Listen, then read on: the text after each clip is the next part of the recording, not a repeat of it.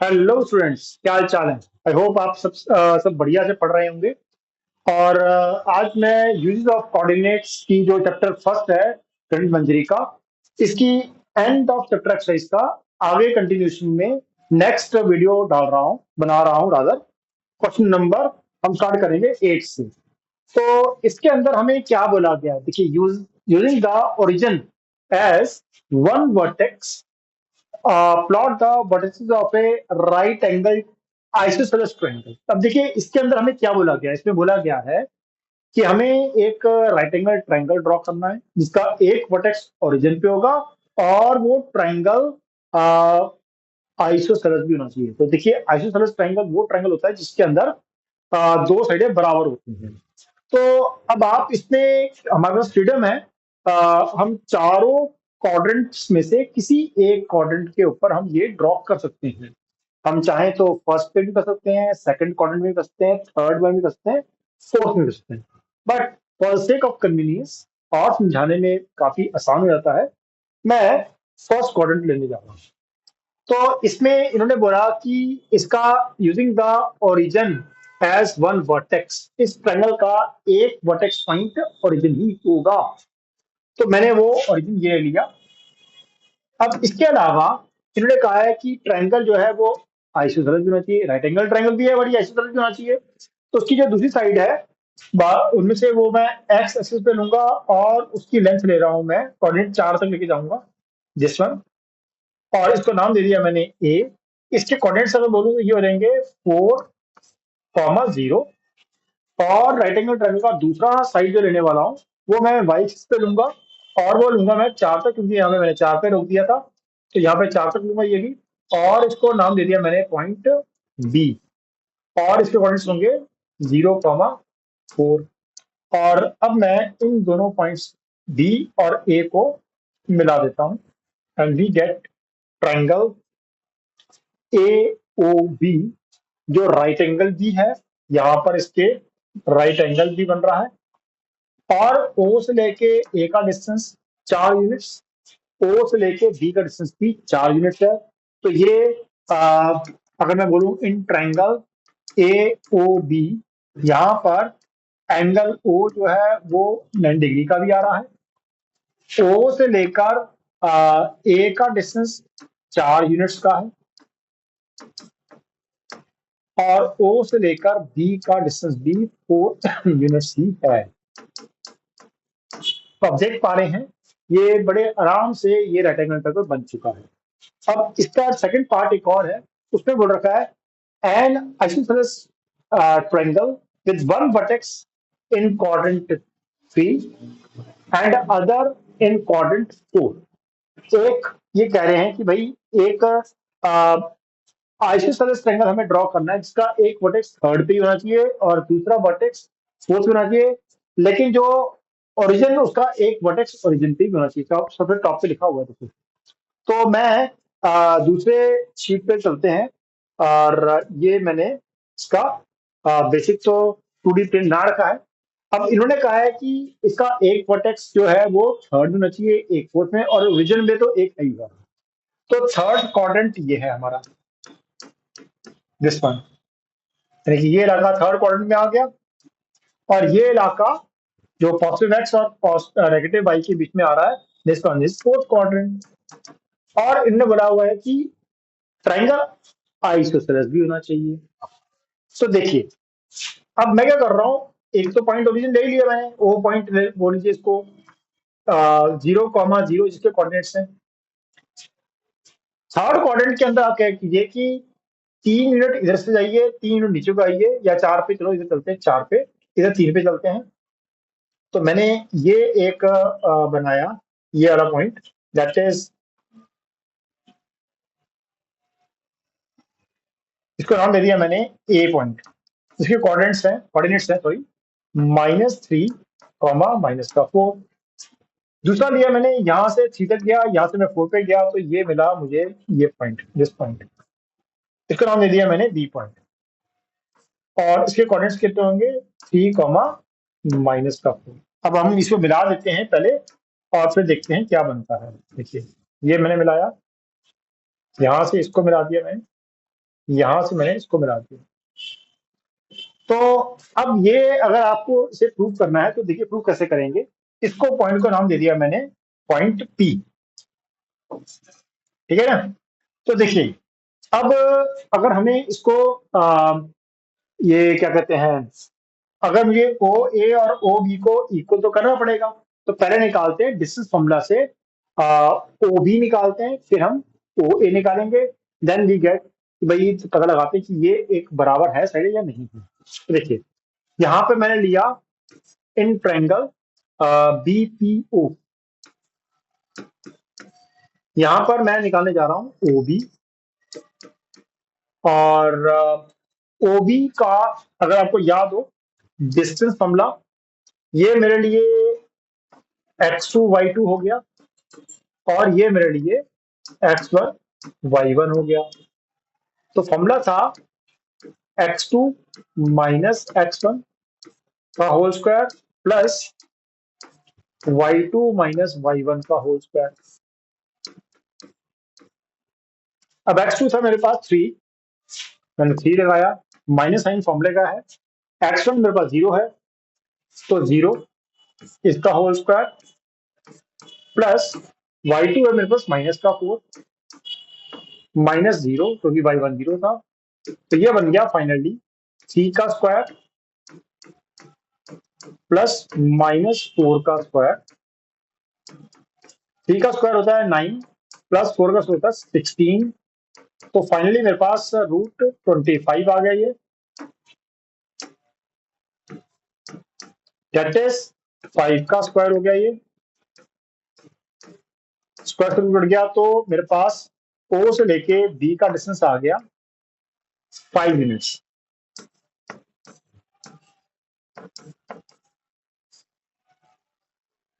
इसी तरह से हम ओ से लेके ए का डिस्टेंस भी निकालेंगे, उसको हम यहाँ पे निकाल लेते हैं। देखिए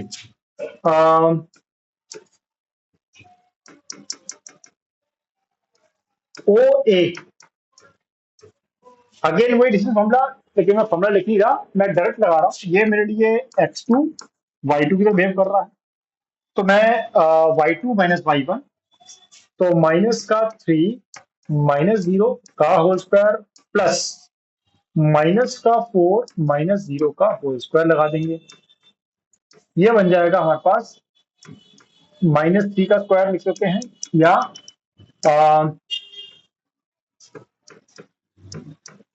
और प्लस -4 का स्क्वायर। -3 का स्क्वायर 9 हो जाएगा, प्लस -4 का स्क्वायर 16 हो जाएगा, ये भी हमारे पास आ जाएगा √25। तो फाइनली ओ ए की वैल्यू क्या आएगी, 5 का स्क्वायर से रूट कट जाएगा, तो ओ ए आ जाएगा आपका 5 यूनिट। तो आप देख पा रहे हैं S O B is equal to O A, therefore triangle A B O is an isosceles triangle.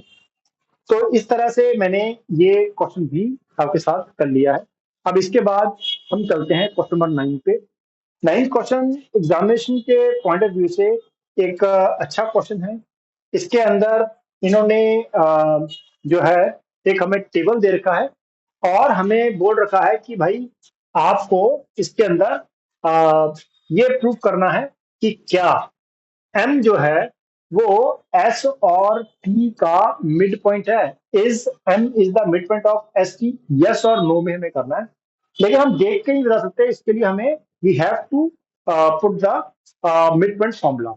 अब मैं इसको करने से पहले आपको एक थोड़ा सा इसका ब्रीफ आइडिया दे देता हूँ। देखिए कोई भी जब हम मिड पॉइंट फॉर्मूला अप्लाई करेंगे इसके अंदर, तो एक्चुअल में क्या है, हमें एम के कोऑर्डिनेट्स दे रखे हैं। हमें हमारे पास एम, अगर मैं ये एक लाइन सेगमेंट लेता हूं, जैसे मान लीजिए ये मैंने एक लाइन सेगमेंट लिया एस टी, ये एस पॉइंट है, ये टी पॉइंट है। जैसे पहला पॉइंट का ही मैं ले लेता हूँ, इन्होंने दे रखा है -3, 0, जो मैंने नाम दिया x1, y1, और ये टी है, टी के कोऑर्डिनेट दे रखे हैं 3, 0, जिसका नाम दे दिया मैंने x2, y2। और यहाँ पर एक पॉइंट दे रखा है M, जिसके कोऑर्डिनेट्स को नाम दिया मैंने x, y। आप कहेंगे सर ये तो दे रखा है, yes I know, they have given us, लेकिन मैं इसको x और y मानूंगा। अब यहाँ पे मेन जो है मेन पॉइंट है जो आपको ध्यान देना है, मैं अप्लाई करूंगा मिड पॉइंट फॉर्मूला और पॉइंट एन के एक्स और वाई कोऑर्डिनेट्स को फाइंड आउट करूंगा। जब मैं ये फाइंड आउट करूंगा, अगर ये if this N point is actually a mid point, तो उस केस में जो मेरा आंसर आएगा एक्स और वाई का, एन के जो कोऑर्डिनेट्स आएंगे वो बिल्कुल मैच करेंगे जो गिवन एम पॉइंट है उसके साथ। अगर वो मैच कर गए तो ये एम जो है वो एस और टी पॉइंट्स के बीच का मिड पॉइंट होगा, अदरवाइज नहीं होगा। सिंपल सा लॉजिक है, मेरे ख्याल से समझ में आ गया होगा आपको। तो मैं यहाँ पर अप्लाई कर रहा हूं, अप्लाई मिड पॉइंट फॉर्मूला। तो x is equal to formula होता है x1 प्लस x2 अपॉन 2, और दूसरा होता है y, इस y के लिए y1 प्लस y2 अपॉन 2। तो अब यहां पर x को मैं x ही रहने दूंगा। मेरे पास x1 क्या है, x1 है -3 प्लस x2 क्या है, +3 अपॉन 2। अब अगर ये जेन्युइनली m जो है मिड पॉइंट है, तो जो x आना चाहिए वो इस m पॉइंट के x कोऑर्डिनेट से मैच करें, दैट इज 0 होना चाहिए। तो देखते हैं, लेट्स सी 0 आ रहा है कि नहीं आ रहा। तो -3 + 3 दरअसल 0 होता है, 0.2 इज 0। तो अभी तक तो लग रहा है कि ये m पॉइंट मिड पॉइंट ही है। अब y को देखते हैं, y भी 0 ही आना चाहिए मेरा आंसर इन कोऑर्डिनेट्स के हिसाब से। तो y is equal to y1 है मेरे पास 0 और y2 भी है 0, 0 + 0/2 दैट इज 0। ओके, तो आप देखिए यहाँ पर जो मेरे x, y आए हैं वो 0, 0 ही आए हैं, और ये बिल्कुल ये ऑर्डर्ड पेयर बिल्कुल मैच कर रहा है गिवन एन पॉइंट से। तो मैं बोलूंगा yes, it is a mid point. Reason क्या है, कोऑर्डिनेट्स ऑफ पॉइंट, जो मिड पॉइंट जो है,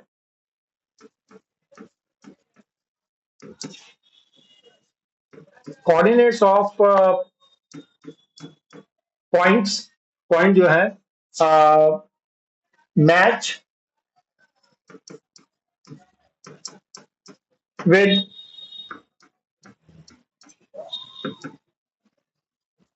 कोऑर्डिनेट्स ऑफ पॉइंट एम, रखिए 0,0।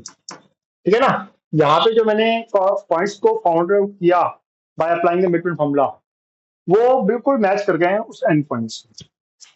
आगे बढ़ते हैं सेकंड पार्ट के लिए।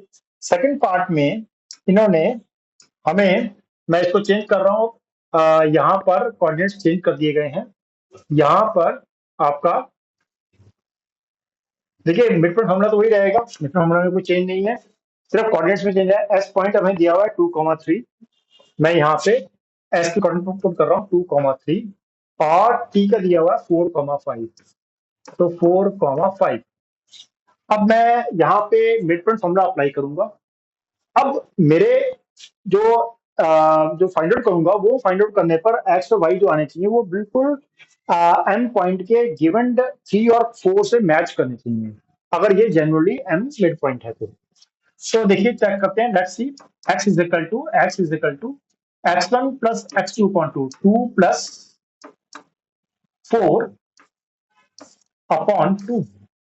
तो x आया 4 + 2 6 अपॉन 2, 2 3 6, तो x आ गया हमारे पास 3। यहाँ पे पहले ऊपर न्यूमरेटर को ऐड करते हैं, फिर 2 से डिवाइड करते हैं। ठीक है, याद रखिएगा इस बात को। तो 3 आया, तो ये जो पॉइंट हमें गिवन है m, उसके भी 3 ही आ रहा था x। तो अभी तो लग रहा है कि ये मिड पॉइंट ही हो रहा। लेट्स सी, अब y को देखते हैं। y अब हमारा 4 होना चाहिए, तो लेट्स सी देखते हैं। तो y is equal to y1 plus y2 upon 2। y1 क्या है, 3 है, और y2 क्या है, 5 है, होल अपॉन 2। तो y इज इक्वल टू 5 और 3 8, 8 अपॉन 2, 2 4 जा 8। तो y कितना आया, 4 आ गया बिल्कुल। ये जो अब ये हमने जो फाइंड आउट किया पॉइंट के कोऑर्डिनेट्स 3,4 आ रहे हैं, जो एग्जैक्टली मैच कर रहे हैं विद द गिवन पॉइंट। तो यस, हम बोलेंगे yes, M is the mid point of S N P. Reason क्या है? Coordinates of coordinates of point जो है 3,4 are exactly same as point M, that is 3,4, that is why it is a midpoint.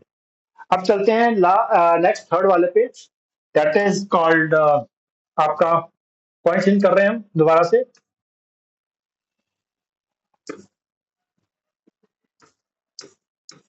ठीक है जी, अब change कर दिया मैंने।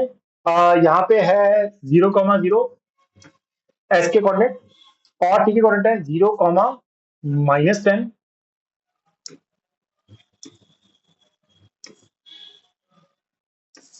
0,-10।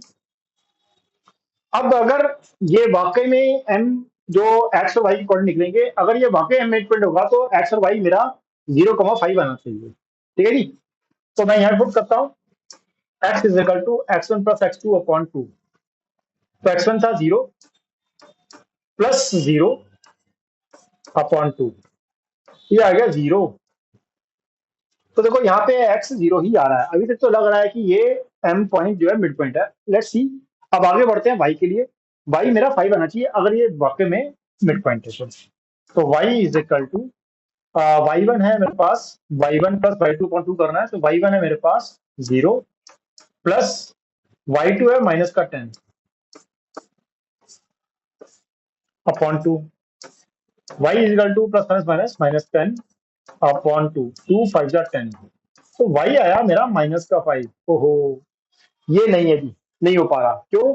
क्योंकि यहाँ पे जो x और y आ रहे हैं, ये आ रहे हैं 0,-के 5। आप सर बात तो वही है, नहीं बात वो नहीं है, यहाँ पे प्लस का 5 है, मेरा आ रहा है माइनस का 5, तो ये मैच नहीं कर रहा है। तो आप बोलेंगे no, it is not a mid point as coordinates of point जो है 0,5 are not matched with point M. यहाँ पे ये 0,-5 है और पॉइंट एम के हैं 0,5। मैं बोल रहा हूँ कोऑर्डिनेट्स ऑफ पॉइंट जो कि 0,-5 है और not match with the point M जो 0,5। ठीक है जी, तो ये इसे मिड पॉइंट नहीं है। लास्ट पॉइंट है, ले रहे हैं इसको फटाफट मैं मिटाकर नए कोऑर्डिनेट्स को लिखता हूँ। और देखिए, मेरी बार बार आपको एडवाइस ये रहेगी कि आप मेरे वीडियो को अगर आप देख रहे हैं, देखकर समझकर इसको ऑफ करके फिर उसके बाद खुद से प्रैक्टिस करिएगा इन क्वेश्चंस की। जहां पे अटकते हैं फिर दोबारा से आप उस पॉइंट पे देख लीजिए, फिर बंद करके फिर कीजिए। तो इसी तरह से आपको ये क्वेश्चंस आ पाएंगे। अगर आप इसको देख रहे हैं, देखने से सिर्फ मैथमेटिक्स नहीं आ सकता, मैथमेटिक्स के अंदर आपको प्रैक्टिस जरूर करनी पड़ेगी। तो चलिए देर न करते हुए अब मैं एस पॉइंट के कोऑर्डिनेट्स लिख रहा हूँ, जो कि है -8,7 और 6,-3। तो यहाँ पे x लगाते हैं, अगर ये मिड पॉइंट हुआ तो x मेरा आना चाहिए 0 और y आना चाहिए -2।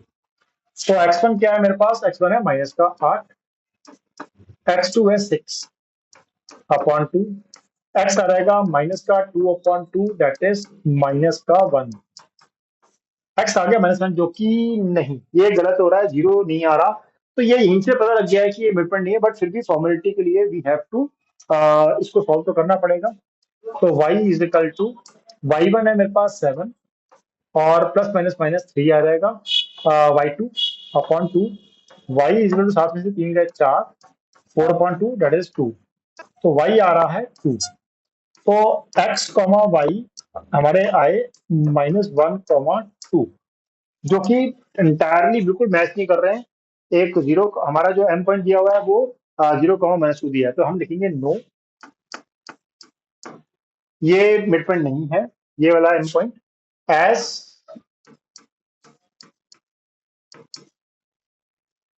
कोऑर्डिनेट्स ऑफ पॉइंट जो आए हैं -1, 2 are not matched with point M जो कि दिया हुआ है 0, -2, तो therefore it is not a mid point of this line segment S. तो इस तरह से मैंने ये आपके साथ क्वेश्चन खत्म किया। फिर बोल रहा हूं, आप प्रैक्टिस करिए, पहले समझ लीजिए, फिर प्रैक्टिस करिएगा इसको बंद करके। जहां पे आप अटकते हैं वहां से आप इसकी वीडियो को दोबारा देख सकते हैं, लेकिन ये मत कहिएगा कि सारा का सारा इकट्ठा आप देखते जा रहे हैं, फिर उसके बाद फिर उसको प्रैक्टिस नहीं कर रहे हैं। देखने से कभी भी सिर्फ मैथमेटिक्स नहीं आता, मैथमेटिक्स के लिए आपको प्रैक्टिस करनी ही पड़ेगी। तो चलिए, आई होप आपको मेरा ये वीडियो कॉन्सेप्ट्स को समझने में हेल्प करेगा। और अगर आपको अच्छा लगता है, ये वीडियो अच्छा लगा, तो प्लीज इसको सब्सक्राइब कीजिए मेरे चैनल को, औरों को भी बोलिए, औरों के साथ शेयर भी कीजिए। Thank you.